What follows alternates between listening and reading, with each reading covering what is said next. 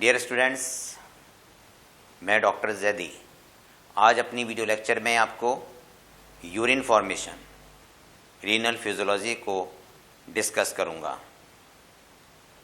Dear scholars, class 11th NEET scholars के लिए और बीएससी के स्टूडेंट्स के लिए ये टॉपिक बहुत एसेंशियल है, वेरी इंपॉर्टेंट टॉपिक है। Urine formation, renal physiology. Renal physiology means urine formation. Urea का फॉर्मेशन लीवर में होता है। यूरिया का फॉर्मेशन लीवर में होता है। ऑर्निथिन साइकिल यूरिया में होती, ऑर्निथिन साइकिल लीवर में होती है और इस साइकिल में अमोनिया और कार्बन डाइऑक्साइड से मिलकर यूरिया का फॉर्मेशन होता है। अमोनिया के 2 मॉलिक्यूल और एक कार्बन डाइऑक्साइड का मॉलिक्यूल मिलकर बनाते हैं यूरिया का एक मॉलिक्यूल। साइकिल कौन सी है? Ornithine cycle.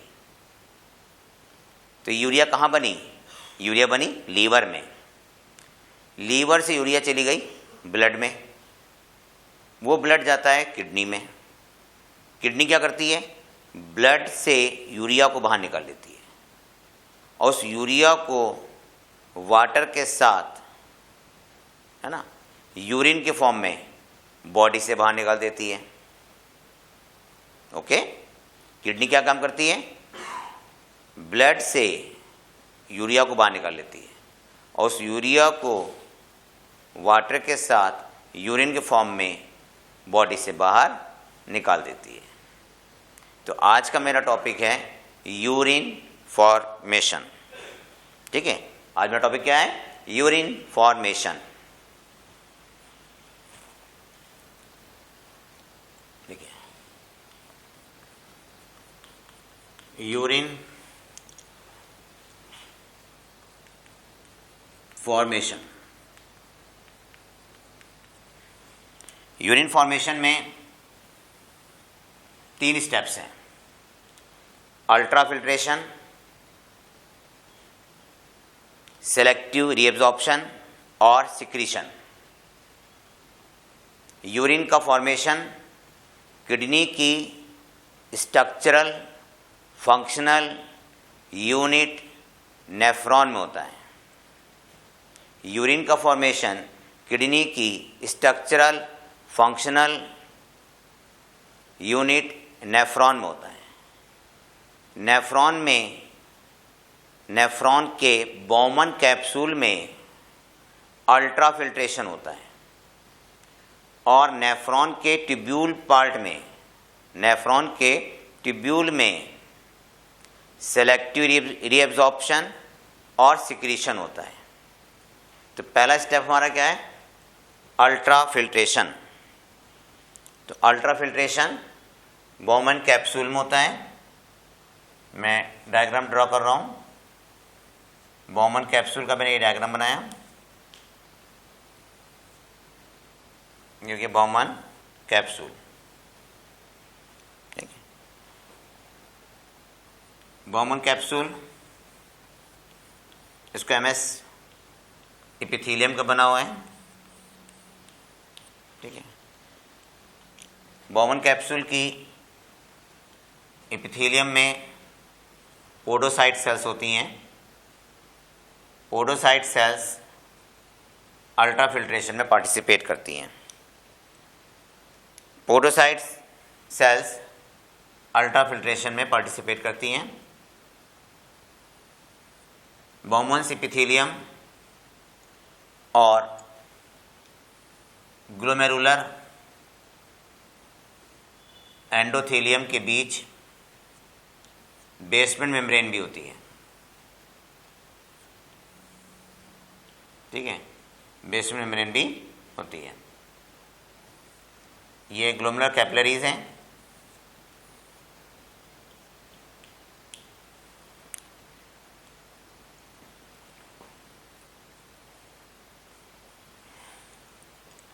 बॉमन कैप्सूल में एफरेंट आर्टेरियोल ब्लड को लेके आती है और इफरेंट आर्टेरियोल इसमें से ब्लड को ले जाती है।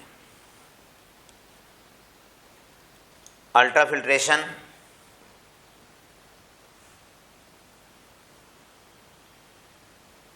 ब्लड प्रेशर के द्वारा होता है।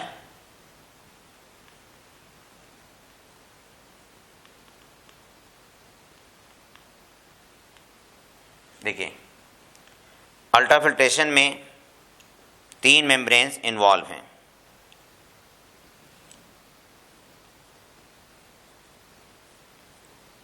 पहली मेम्ब्रेन है एंडोथीलियम, ग्लोमेरुलर कैपिलरी की। दूसरी मेम्ब्रेन है basement membrane. Basement membrane dialysing membrane है, डाइलाइजिंग मेम्ब्रेन है। Basement membrane is a dialysing membrane, note कर लेना, basement membrane is a dialysing membrane. Podocyte की layer, epithelium layer, Bowman epithelium जिसमें podocyte cells हैं, Bowman's squamous epithelium.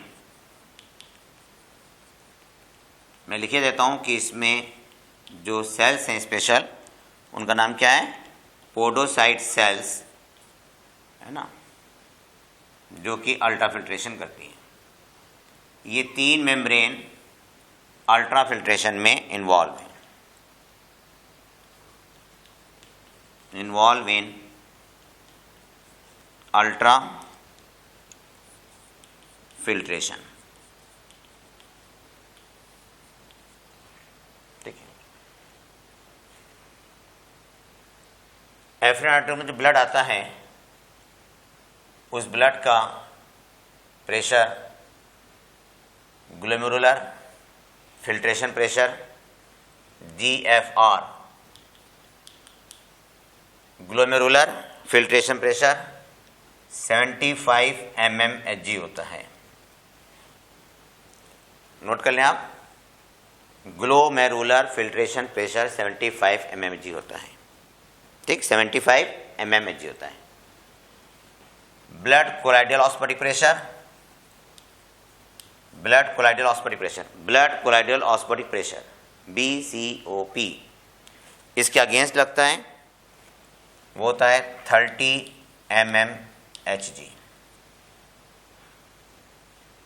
Capsular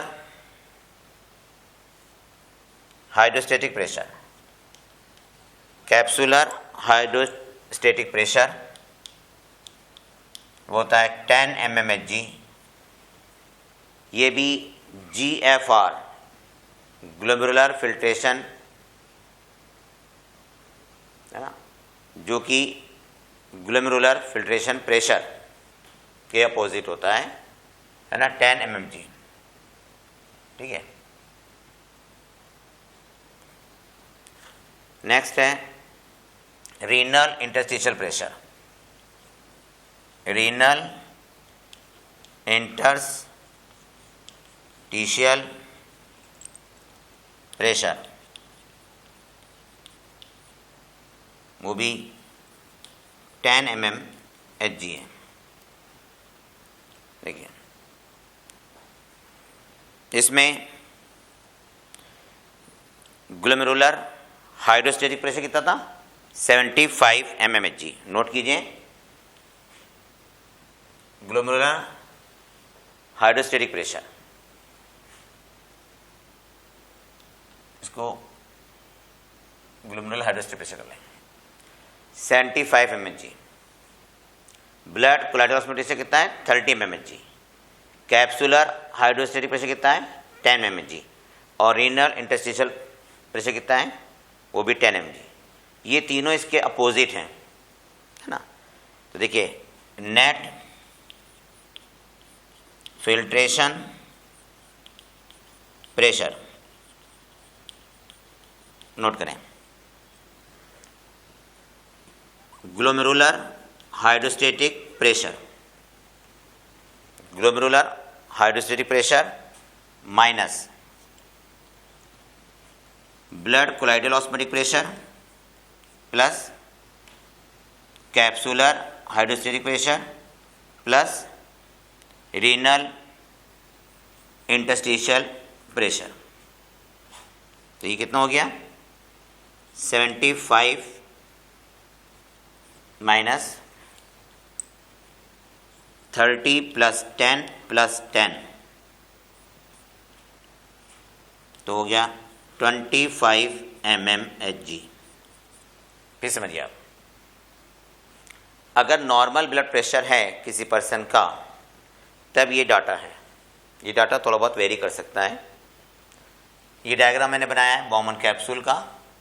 एफरेन artery के अंदर blood को लेकर आ रही है, एफरेन आर्टरी इसमें से ब्लड को लेके जा रही है। बॉमन कैप्सूल में ये ग्लोमेरुलर कैपिलरीज हैं, ठीक है।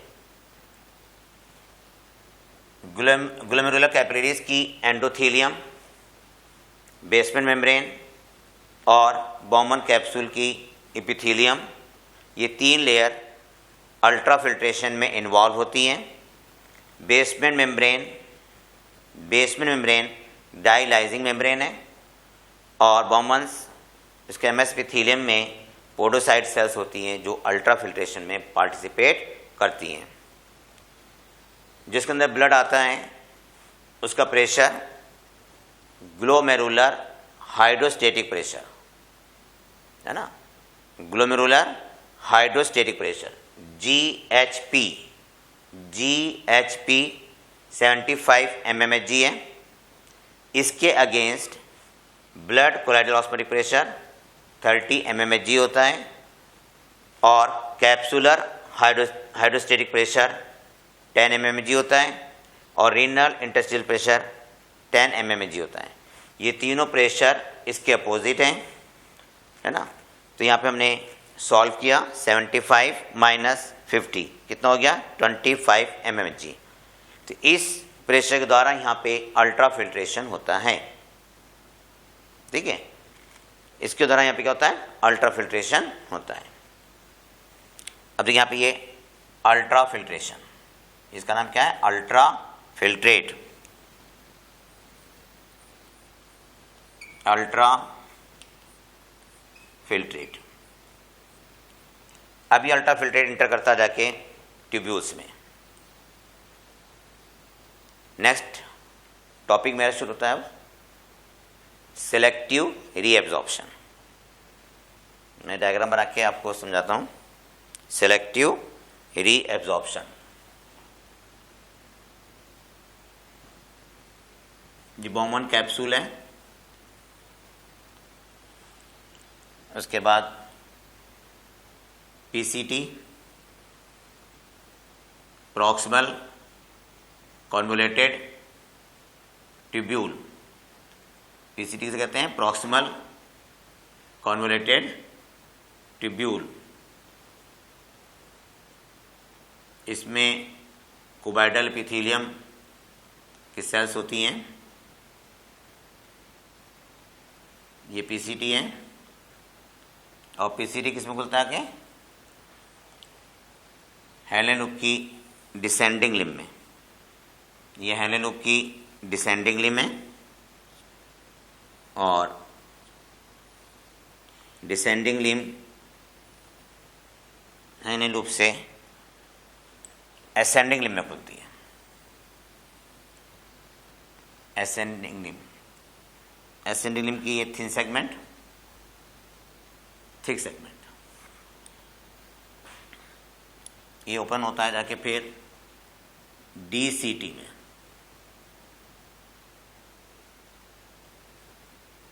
ये हो गया डीसीटी और डीसीटी ओपन होता है कलेक्टिंग डक्ट में, ये कलेक्टिंग डक्ट है,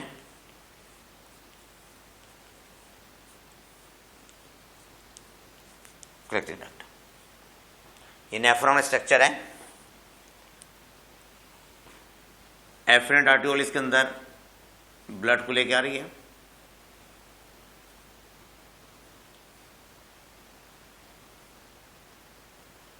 ग्लोबल कैपिलरी,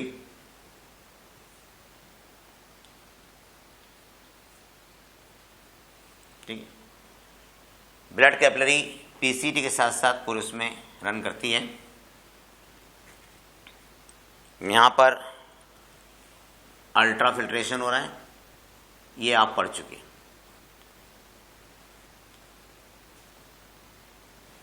अल्ट्रा फिल्ट्रेशन आपको उधर पढ़ा चुका। अब हम पढ़ रहे हैं ट्यूब्यूल का पार्ट, जिसमें सेलेक्टिव रीअब्जॉर्प्शन है और सिक्रीशन है। ये सब कहलाता है PCT, descending limb, ascending limb, और ये सब कहलाता है DCT, और ये सब है collecting duct. Collecting duct pyramid में होती हैं और कलेक्टिंग डक्ट खुलती है डक्ट ऑफ बेलिनी में, है ना। ये लास्ट में आ जाती है duct of Bellini. Duct of Bellini खुलता है माइनर कैलिक्स में, फिर मेजर कैलिक्स, वो आप पढ़ चुके हैं। देखिए अल्ट्रा फिल्ट्रेट, यहाँ पे क्या है, इसमें अल्ट्रा फिल्ट्रेट है। अल्ट्रा फिल्ट्रेट में न्यूट्रिएंट्स भी हैं और एक्सक्रीटरी वेस्ट भी है। न्यूट्रिएंट को वापस ब्लड में जाना है, एक्सक्रीटरी वेस्ट को बॉडी से बाहर निकालना है। तो सेलेक्टिव रीअब्जॉर्प्शन प्रोसेस में अल्ट्रा फिल्ट्रेट से न्यूट्रिएंट ब्लड में वापस चले जाते हैं। देखिए ये मैंने ब्लड कैपिलरी को ड्रॉ किया, इसके अंदर ये ब्लड रन कर रहा है। पीसीटी से सेलेक्टिव रीअब्जॉर्प्शन हो रहा है, ये एक्टिव ट्रांसपोर्ट के द्वारा, एक्टिव ट्रांसपोर्ट,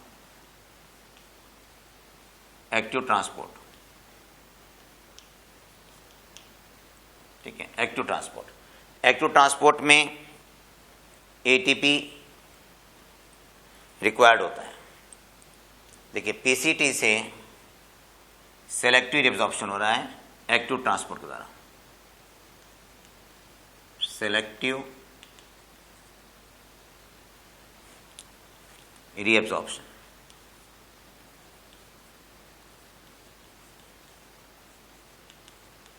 ठीक है। सेलेक्टिव रीअब्जॉर्प्शन में ग्लूकोज, एमिनो एसिड,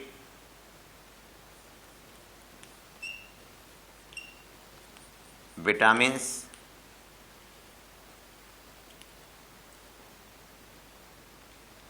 आयंस और भी जो अदर न्यूट्रिएंट्स हैं वो सब न्यूट्रिएंट्स, ग्लाइकोप्रोटीन,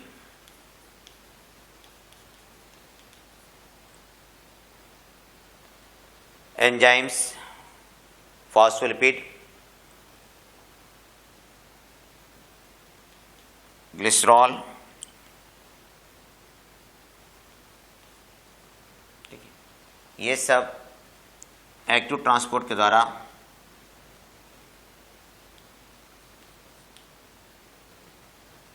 ब्लड में आ जाते हैं। ये वो एक्टिव ट्रांसपोर्ट। पीसीटी से बाइकार्बोनेट का भी एब्जॉर्प्शन होता है। पीसीटी से बाइकार्बोनेट का एब्जॉर्प्शन होता है। NaCl का भी एब्जॉर्प्शन होता है। सिक्रीशन, पीसीटी में सिक्रीशन भी होता है। सिक्रीशन के द्वारा बफर मेंटेन होता है।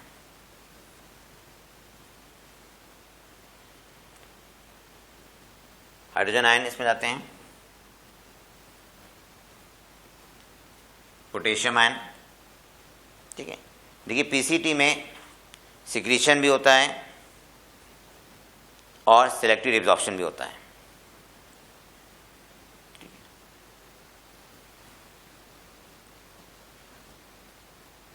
अमोनिया,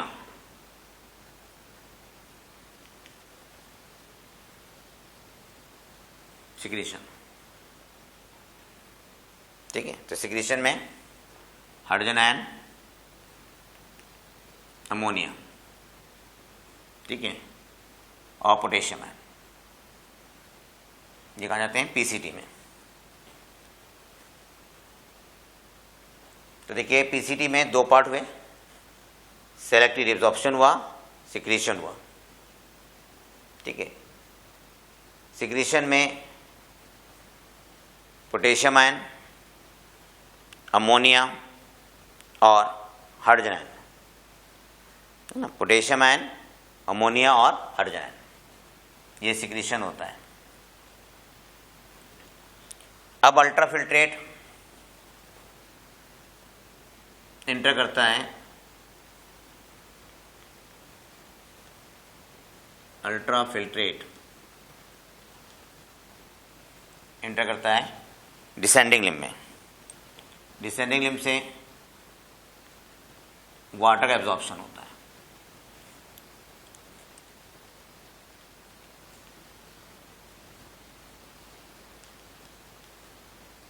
वाटर एब्जॉर्प्शन पैसिव होता है। वाटर एब्जॉर्प्शन कैसा होता है? पैसिव।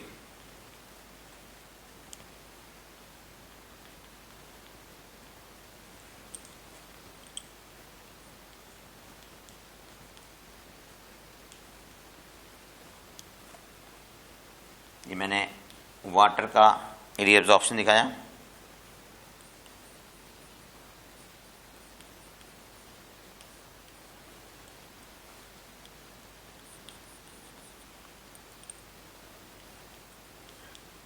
वाटर रीएब्जॉर्ब हो रहा है।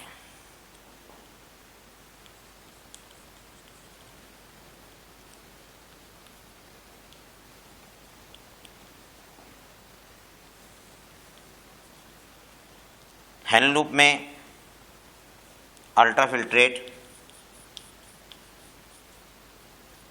हाइपरटोनिक हो जाता है।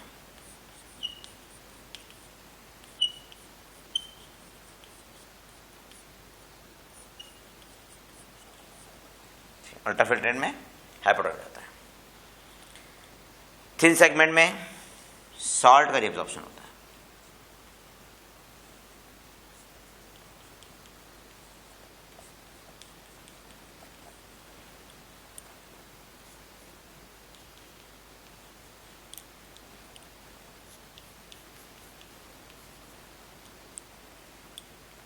सोडियम आयन का एब्जॉर्प्शन एक्टिव होता है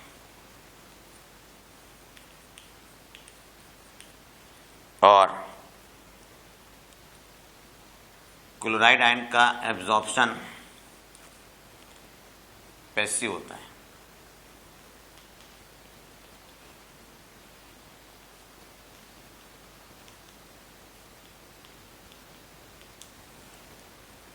ठीक है। डीसीटी में भी सिक्रीशन का प्रोसेस होता है और पीएच को मेंटेन करते हैं। हाइड्रोजन आयन का सिक्रीशन होता है, पोटेशियम आयन का सिक्रीशन होता है। डीसीटी से भी बाइकार्बोनेट आयन और NaCl रीएब्जॉर्ब होता है NaCl। कुछ वाटर भी एब्जॉर्ब होता है।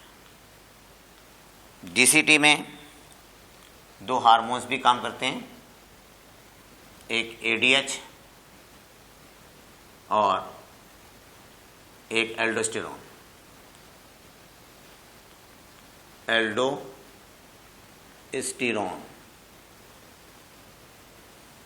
और दूसरा कौन सा बताया मैंने आपको?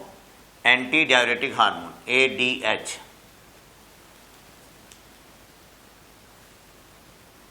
ADH काम होता है। कलेक्टिंग डक्ट से वाटर का एब्जॉर्प्शन भी होता है और कुछ यूरिया का भी रीएब्जॉर्प्शन हो जाता है।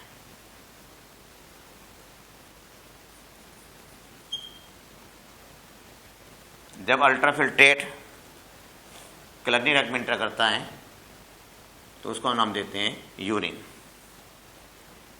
ये मैंने डायग्राम बना दिया। अब मैं आपको उसको समझाता हूँ।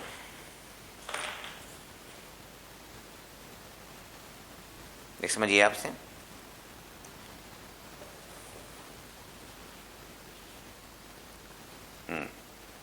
हम पढ़ रहे हैं रीनल फिजियोलॉजी, यूरिन फॉर्मेशन। ठीक है, यूरिन फॉर्मेशन। शुरू में आइए। सबसे पहला स्टेप था अल्ट्राफिल्ट्रेशन। बॉमन कैप्सूल में अल्ट्राफिल्ट्रेशन होता है। बॉमन कैप्सूल में एफरेंट आर्टरियोल ब्लड को लेके आती है। बॉमन कैप्सूल से ब्लड को इफरेंट आर्टरियोल बाहर ले जाती है। बॉमन कैप्सूल में ग्लोमेरुलर कैपिलरीज होती हैं। अल्ट्राफिल्ट्रेशन में 3 मेम्ब्रेन इन्वॉल्व होती हैं। अल्ट्राफिल्ट्रेशन में 3 मेम्ब्रेन हैं, एंडोथीलियम ग्लोमेरुलर कैपिलरी की, बेसमेंट मेम्ब्रेन और बॉमन्स एपिथीलियम, इसमें पोडोसाइट सेल्स होती हैं। अल्ट्राफिल्ट्रेशन पोडोसाइट सेल्स के द्वारा होता है। अल्ट्राफिल्ट्रेशन में ब्लड प्रेशर का रोल है। ब्लड का glomerular hydrostatic pressure GHP 75 mmHg होता है ग्लोमेरुलर कैपिलरी में। इसके against blood colloidal osmotic pressure 30 mmHg, capsular hydrostatic pressure 10 mmHg और रीनल इंटरस्टिशियल प्रेशर 10 mmHg होता है। तो नेट फिल्ट्रेशन प्रेशर 25 mmHg होता है। इस 25 mmHg के द्वारा यहाँ पे अल्ट्रा फिल्ट्रेशन होता है। Net filtration pressure causes the ultra filtration. Ultra filtration में न्यूट्रिएंट्स और स्कीटरी वेस्ट दोनों फिल्टर हो जाते हैं। तो इस अल्ट्रा फिल्ट्रेट में न्यूट्रिएंट्स भी हैं, यूरिया भी है, यूरिक एसिड भी है, क्रिएटिन भी है, क्रिएटिनिन भी है। हमें वेस्ट को बाहर निकालना है, न्यूट्रिएंट को वापस ब्लड में लेना है।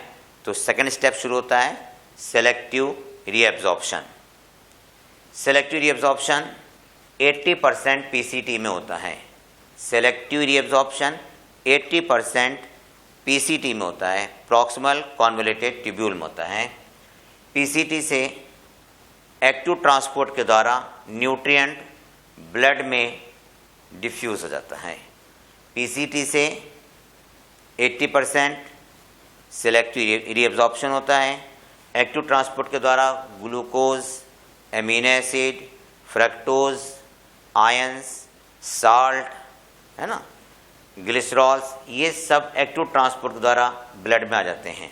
विटामिन्स भी, हार्मोन्स भी, ये सब कुछ आते हैं ब्लड में आ जाते हैं। ठीक है। PCT से एक पॉइंट याद रखना, बाइकार्बोनेट आयन का भी रीएब्जॉर्प्शन होता है, NaCl का भी रीएब्जॉर्प्शन होता है। pH को मेंटेन करने के लिए सिक्रीशन होता है। तो PCT में सिक्रीशन भी होता है। सिक्रीशन में hydrogen ion, ammonia, potassium ion involve होते हैं।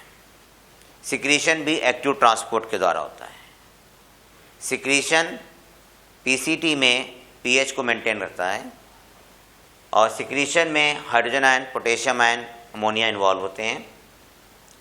अल्ट्राफिल्ट्रेट पीसीटी से डिसेंडिंग लिम्ब में इंटर करता है। डिसेंडिंग लिम्ब से वाटर का पैसिव रीएब्जॉर्प्शन होता है।